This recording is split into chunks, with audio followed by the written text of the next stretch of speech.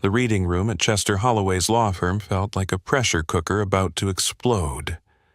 23 relatives packed into a space meant for 10, and the tension was thick enough to cut with a knife. My father, Roland, sat in the front row, his $1,000 suit perfectly pressed, checking his Rolex every 30 seconds like he had somewhere more important to be. Next to him, my mother, Vera, clutched her designer purse against her chest, her knuckles white from the grip. She hadn't spoken to me since the funeral, just shot me cold glances that said everything she was thinking. "This is taking too long," Dad muttered to his personal lawyer. "I have a board meeting at 3. Even now, even at the reading of his own mother's will, he couldn't stop thinking about work. That was Roland Whitmore in a nutshell, a man who knew the price of everything but the value of nothing. My Uncle Dalton stood against the wall, his bulk taking up enough space for 2 people. The oldest of Grandma's 3 sons, he'd inherited her height, but none of her wisdom. His bloodshot eyes darted around the room, calculating, measuring, already spending money he didn't have yet. His 3rd wife, a woman half his age named Brittany, filed her nails and looked bored. She'd only known Grandma for 6 months, but here she was, ready to collect. $46 million, Dalton whispered to his brother Preston.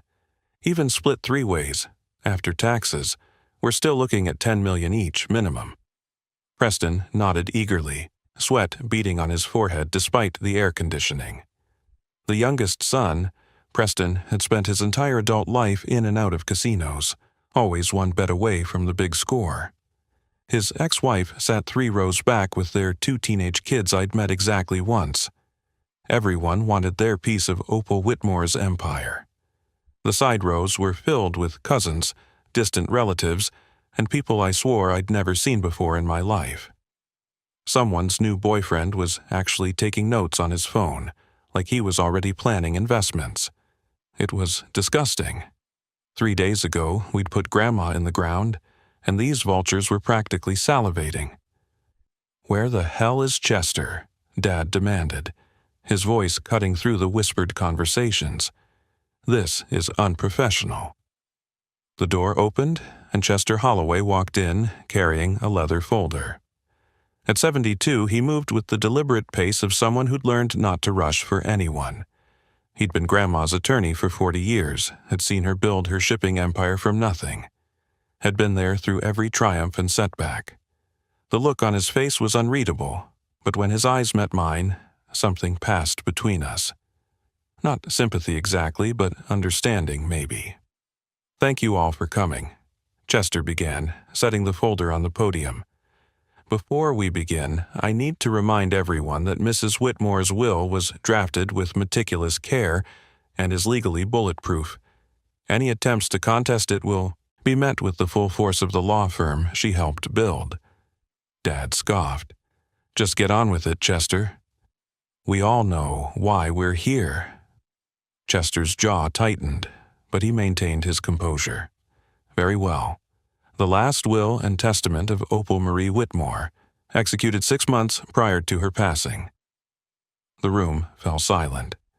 This was it, the moment they'd all been waiting for, the payday that would solve all their problems, fund all their schemes, satisfy all their greed. But I wasn't thinking about money. I was thinking about Grandma's hand in mine 3 weeks ago, how light it felt, like she was already halfway to somewhere else. I was thinking about the last sunset we watched together from her bedroom window, the way the light caught the tears on her cheeks when she told me she was proud of me. I was thinking about how none of these people had been there for that. Not one. Chester opened the folder and pulled out the first document. The paper looked official, formal, weighted with importance. But there was something else in that folder, I could see it. Multiple envelopes, sealed, waiting. Chester's fingers hesitated for just a moment on that final envelope, and when he looked up, he was looking directly at me. The lawyer cleared his throat, adjusted his glasses, and began to read. And with his first words, I knew Grandma had planned something none of us expected. Because Opal Whitmore never did anything the conventional way, and she certainly wasn't going to start with her final goodbye. 3 years ago, I was nobody special. Just another construction foreman in Portland, running crews on commercial buildings and coming home to a one-bedroom apartment that smelled like whatever my neighbor was cooking. My days started at 5 in the morning with black coffee and blueprints, ended at 7 at night with a beer and whatever game was on TV. It was simple, predictable, and I was fine with that. My relationship with my family had always been like a puzzle with missing pieces. Dad, Roland Whitmore, was a big-shot investment banker who moved us from Portland to New York when I was 15, then moved himself back to Portland when I was 18, leaving me to figure out college on my own. He sent money, sure, but never time, never presence. Our conversations lasted exactly as long as it took for him to make sure I wasn't embarrassing the family name. "You're working construction?" he'd said when I told him about my job. "With a business degree?" "Garrett, that's beneath you. I like building things," I'd replied. "Things that last." He'd hung up without saying goodbye. That was 2 years before Grandma got sick. Mom, Vera, was even worse in her own way. She'd married Dad for his last name and the status it brought. She spent her days at the country club, planning fundraisers for causes she couldn't actually name, and getting her picture in the society pages. When I was young, she'd sometimes look at me like she was surprised I existed, like I was an accessory she'd forgotten she'd purchased. My uncles were their own special brand of disappointing. Dalton, the eldest, had burned through 3 marriages and 6 businesses, each failure more spectacular than the last. He had this way of making everything sound like a sure thing, right up until it collapsed. Preston, the youngest, lived his life like it was one long Vegas weekend. He'd call me maybe once a year, always needing just a small loan that we both knew he'd never pay back. Then came that October morning that changed everything. I was reviewing permits when my phone rang. Grandma Opal's name on the screen was unusual enough to make me step outside to answer. "Garrett, sweetheart," she said, and I could hear something different in her voice, a weight that hadn't been there before. "I need to see you. Can you come by this weekend?" "Of course, Grandma." "Everything okay?" "We'll talk when you get here." The drive to Cannon Beach took 2 hours, but I'd made it in 90 minutes. Grandma's oceanfront mansion sat on a bluff overlooking the Pacific, 28 rooms of timber and glass that she'd built in 1995 after her company went international. But when I arrived, she wasn't in any of those grand rooms. I found her in the kitchen, making tea the way she always had, like the world wasn't shifting under her feet. "Pancreatic cancer," she said simply, pouring me a cup. "Stage 4, the doctors give me 18 months if I'm lucky." The mug burned my hands, but I held on anyway, needing something to anchor me. "What about treatment? Second opinions? There has to be something."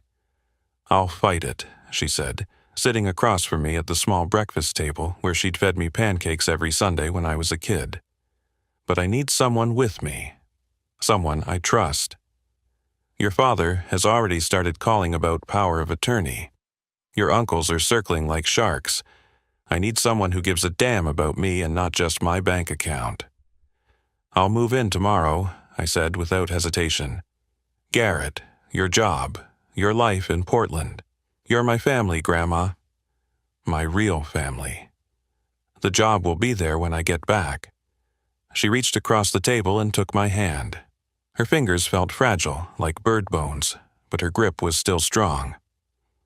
"You know what I remember most about you. When you were 7, there was a boy at your school, Timothy something. His father had lost his job, and he stopped bringing lunch. You gave him your lunch money every day for a month. Came home hungry, but never said a word. I only found out because Timothy's mother called to thank me for raising such a kind boy. I didn't know you knew about that. Mothers always know, sweetheart. And grandmothers know even more. That's when I realized you understood what really mattered in this world. Not the money, not the status, but the simple act of showing up for someone who needs you. That night, I called my boss and arranged indefinite leave. I packed my apartment in 6 hours. By the next evening, I was unpacking in one of Grandma's guest rooms, ready for whatever came next. Neither of us knew then that it would be 18 months of revelation, heartbreak, and the ultimate test of what family really means. The first sign of trouble came exactly 1 week after I moved in. Dad's Mercedes pulled into the driveway at 8 in the morning, and he walked in without knocking, carrying a briefcase full of documents. "Mother, we need to discuss your assets," he announced, not even acknowledging me at the breakfast table. "With your diagnosis, it's crucial we protect the estate from taxation issues." Grandma set down her coffee cup slowly. "Roland, I haven't seen you in 6 months, and your first words aren't even hello." "This is important," he insisted, spreading papers across the table. "Sign here and here. It's just transferring some assets into protected trusts. Standard procedure." She picked up one of the documents, read it carefully, then slid them all back toward him. "These trusts would give you control over my accounts immediately. Someone needs to manage things if you become incapacitated. I have cancer, Roland, not dementia, and I have Chester for legal matters. Now, would you like to have breakfast with your son and me, or did you drive all this way just to try to rob me?"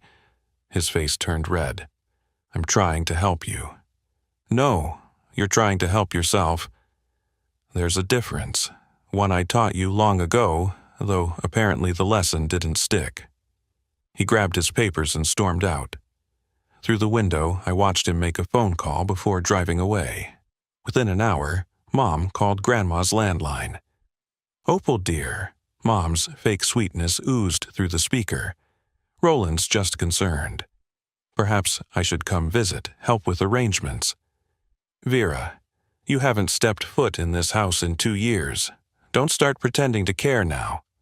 The line went dead. Grandma turned to me with a sad smile. "The vultures smell death, Garrett." Watch how quickly they circle. She was right. Over the next 3 months, the attempts became more aggressive. Uncle Dalton showed up one night reeking of bourbon, pounding on the door at midnight. "I need 50,000, he shouted when I answered. "My restaurant's going under.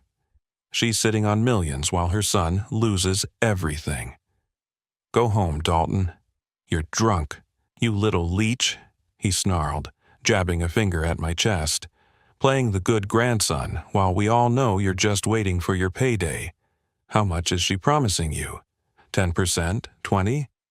I'm here because I love her. Love," he spat the word like it was poison. "Love doesn't pay bills. Love doesn't save businesses. Now get her down here or I'm coming in." I blocked the doorway. "Try it." We stood there, uncle and nephew, family divided by greed and principle. Finally, he backed away. "This isn't over. That money belongs to her sons, not some charity case, grandson." The worst part was that Grandma heard everything. I found her sitting by her bedroom window, tears on her cheeks. "Did I fail them that badly?" she whispered. "How did my boys become such strangers?" Uncle Preston's approach was different but equally cruel.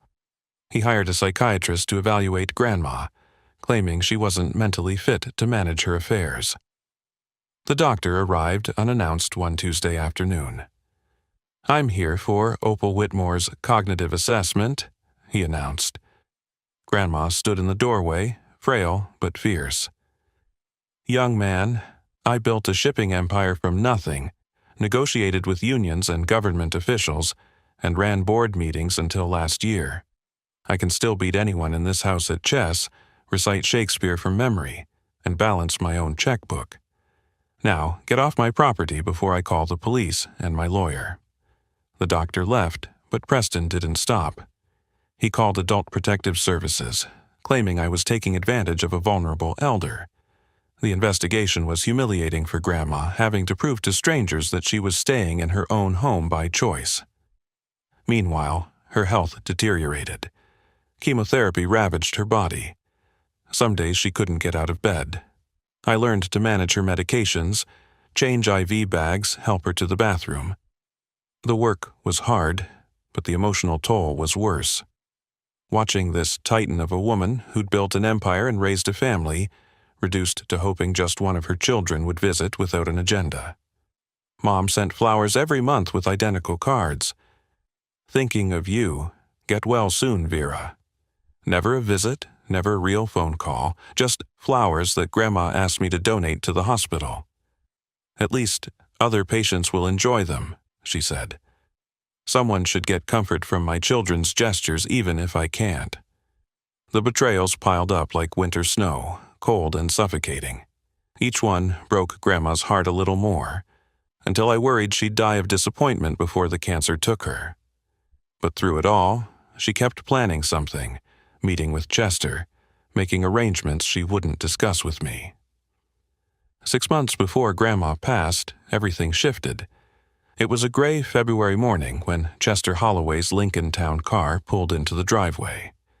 He carried a thick leather portfolio and a recording device, his face set with the determination of a man on a mission.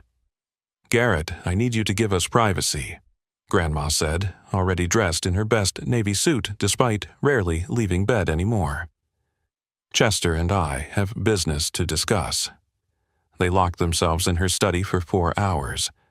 I could hear the occasional sound of papers shuffling, the scratch of pens on documents, Chester's deep voice asking questions and Grandma's clear responses. When they finally emerged, Chester looked at me with an expression I couldn't read. "Your grandmother is a remarkable woman, Garrett," he said, placing a hand on my shoulder.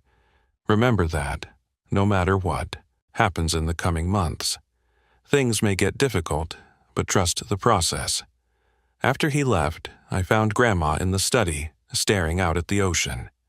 Multiple documents were spread across her desk, but she gathered them quickly when I entered, sliding them into a locked drawer. "What was all that about?" I asked. "Insurance," she said simply, "making sure the right things happen for the right reasons." Over the next few weeks, Grandma seemed energized by whatever she'd arranged with Chester. She started documenting everything. Every missed visit, every manipulative phone call, every attempt to get at her money. She had me install a recording system for the house phone, all legal and above board, for medical emergency purposes, she said with a wink. The recordings revealed more than either of us expected. Dad calling her doctor, trying to get information about her mental state. Preston attempting to bribe her housekeeper, Maria, for copies of financial statements. Dalton on a 3-way call with both brothers, planning to contest any will that didn't give them equal shares of everything.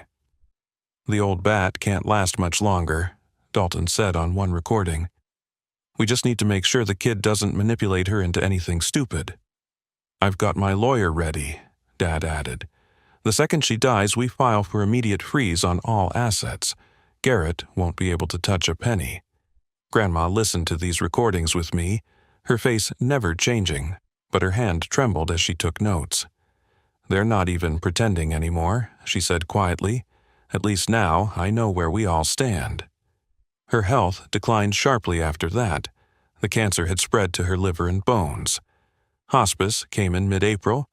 I took complete leave from work, sleeping on a cot in her room in case she needed anything at night.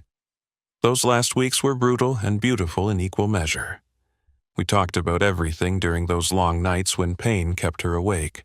Her childhood during the Depression, eating flour soup and wearing shoes made of cardboard. How she'd started her company with 1 truck and a loan from a fisherman who believed in her. Her first million. How she'd celebrated alone, because her husband had already passed and her sons were too young to understand. "I wanted to give them everything I never had," she said one night, morphine making her voice dreamy. "But somewhere along the way I gave them everything except what mattered. Values, compassion, the understanding that money is a tool, not a goal." 2 weeks before she died, she grabbed my hand with surprising strength. "Garrett, I need you to promise me something. When Chester reads the will, no matter what happens, don't defend me. Don't explain my choices. Let them react. Let them show exactly who they are." "Grandma, what did you do?" "I'm setting things right. Or as right as they can be now. Just promise me you won't interfere. Let Chester handle everything. I promise." She smiled then, the first real smile I'd seen in weeks. "You're going to be okay, sweetheart. Better than okay. You're going to understand what real wealth means."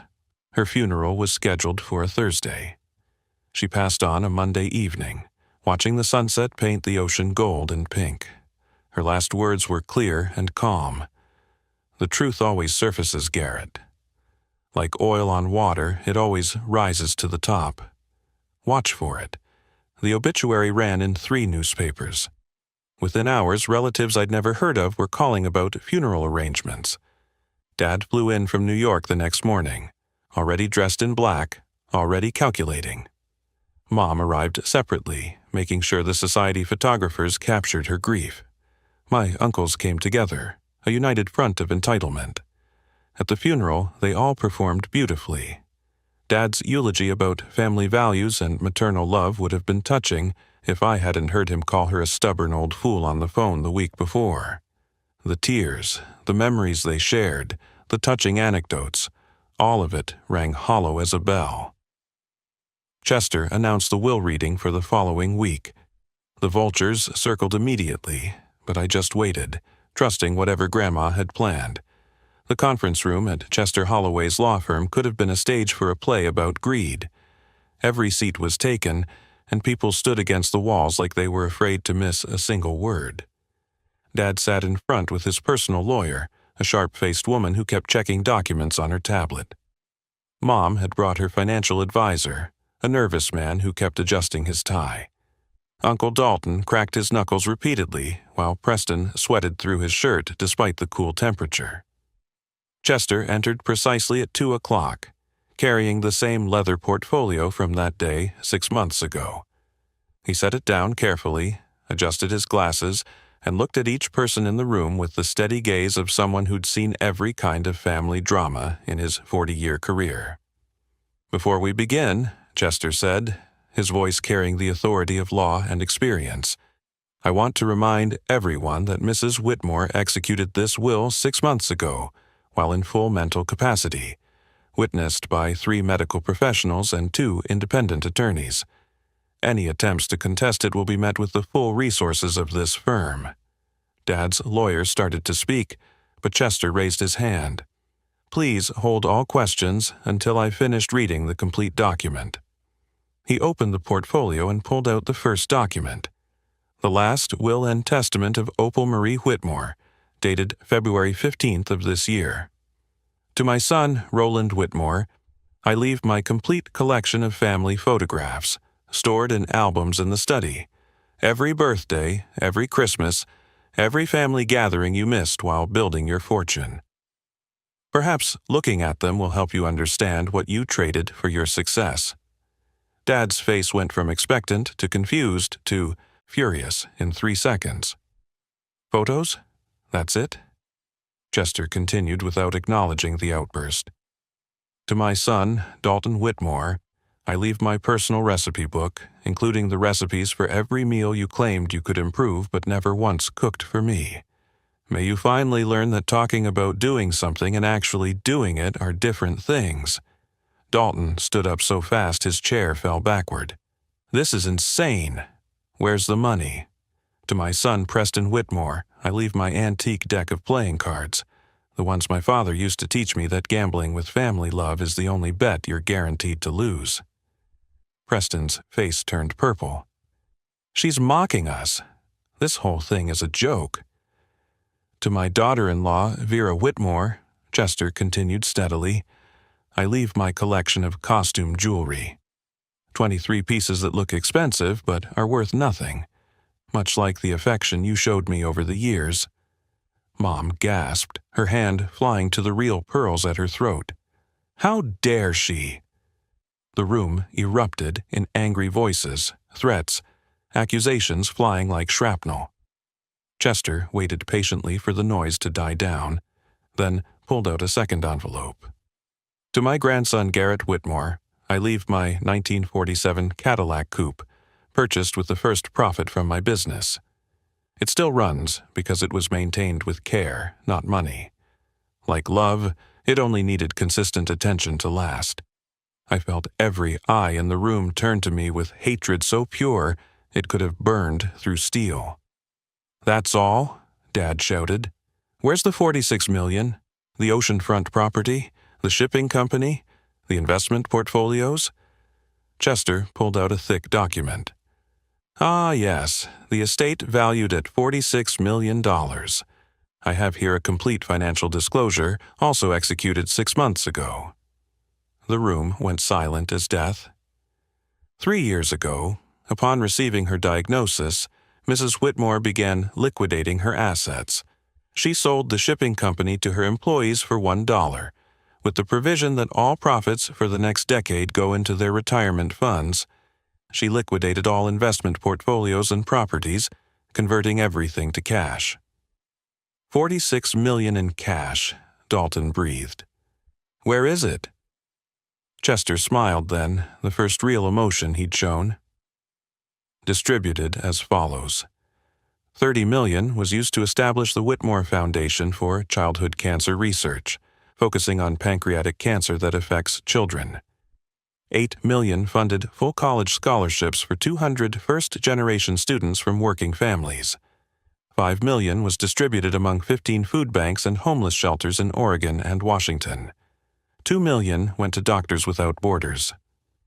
The silence was so complete I could hear the air conditioning humming.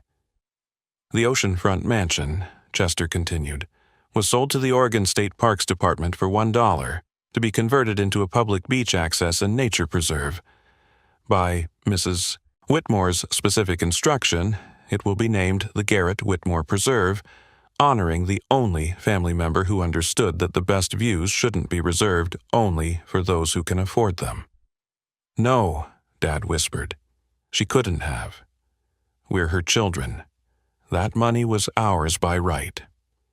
Chester pulled out one final document. "There is one more bequest. $1 million remains in a trust, with Mr. Garrett Whitmore as the sole trustee. This money can only be used for one specific purpose, to pay for medical care and support for any family member who becomes ill and has no one else to turn to. As Mrs. Whitmore wrote, Garrett will help even those who don't deserve it, because that's who he is. This trust ensures he can afford to keep being himself." The conference room exploded into chaos. Dad lunged across the table, grabbing Chester's collar. "You helped her do this. This is fraud, manipulation, elder abuse." Chester, completely unfazed, simply said, "There are security cameras recording this assault, Mr. Whitmore. I suggest you sit down." Uncle Dalton was on his phone with his lawyer, screaming about mental incompetence and undue influence. Preston actually kicked a chair across the room. Mom sat frozen, her face white as paper, calculating and recalculating money that no longer existed. "We'll destroy you," Dad pointed at me, his finger shaking with rage. "You poisoned her against us. You stole our inheritance." "I didn't know," I said quietly. "I had no idea she'd done any of this." "Liar," Dalton roared. 3 years living with her, and you expect us to believe you didn't know." Chester cleared his throat. Mr. Garrett Whitmore was never informed of these decisions. Mrs. Whitmore insisted on that. She wanted his care to be genuine, not motivated by knowledge of any particular inheritance. There are sealed affidavits from the witnesses confirming he was never present for any financial discussions. They stormed out one by one, throwing threats like confetti. "This isn't over," Dad promised. "I'll spend whatever it takes to break this will." "Good luck with that," Chester replied calmly. "You'll be fighting the American Cancer Society, 200 scholarship recipients, and the state of Oregon. I'm sure that will play well in the press." When they'd all gone, Chester handed me a sealed envelope. "She wanted you to read this alone." I drove to what used to be Grandma's mansion, now with a new sign reading, "Future home of Garrett Whitmore Preserve, opening next summer." I sat on the bluff where we used to watch sunsets and opened her letter.